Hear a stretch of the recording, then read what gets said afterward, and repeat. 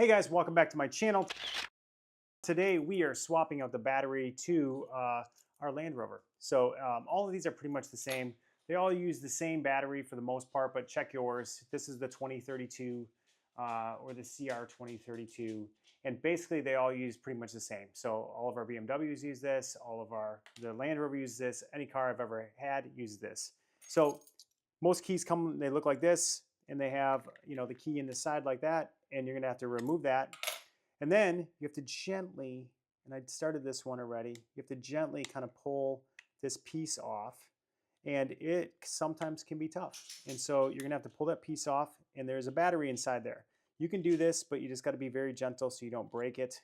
So I'm gonna do that with this one real quick, hopefully not break it. And then once it's off, there you go, you'll see that that battery looks a lot like the battery we're putting in.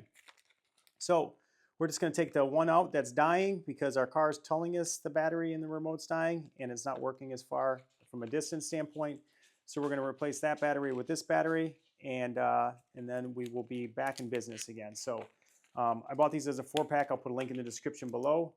So you're just going to pop the battery out of that. You probably need a scissors, and then you just got to remove this battery, which should just be a slide out. You just got to get your fingernail in there and slide it out. Boom.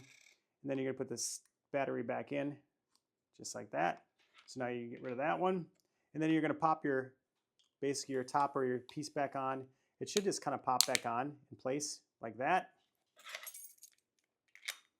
Put your key back in.